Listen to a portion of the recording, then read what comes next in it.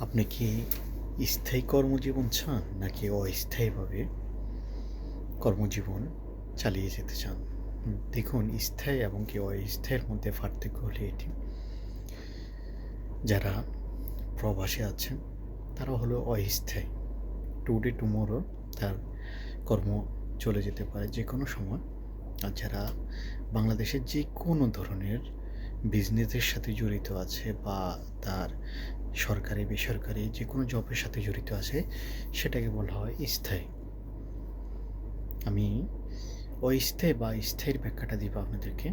কারণ কি, দেখুন, বিদেশি যারা স্পেশালি প্রবাসে আছে তারা ক্ষণিকের জন্য আসে। ২ বছরের ভিসা পতাকা নিয়ে আসে বা ১ বছর।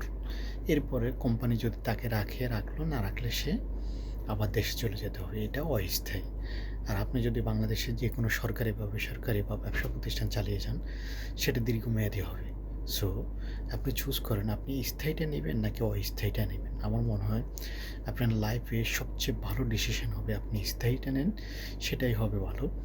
আপনি বলতে পারেন যে আমি প্রবাসে গেলে আমি ভালো টাকা ইনকাম করতে পারবো, অনেক ভালো থাকতে পারবো পরিবার নিয়ে। আসলে স্থায়ীটা আপনার অল্প টাকা দিয়ে হলেও আপনি পরবর্তীতে অনেক সুখ, আহ্লাদ এবং কি পরিবার নিয়ে ভালো থাকতে পারবেন। আর অস্থায়ীটা আপনার সাময়িক সময়ের জন্য লাখপতি হলেন, কিন্তু ২ বছর ৩ বছর পরে আপনি যখন দেশে চলে গেলেন আপনি আবার বেকার হয়ে গেলেন। সো স্থায়ীটা ভালো নাকি অস্থায়ীটাই ভালো?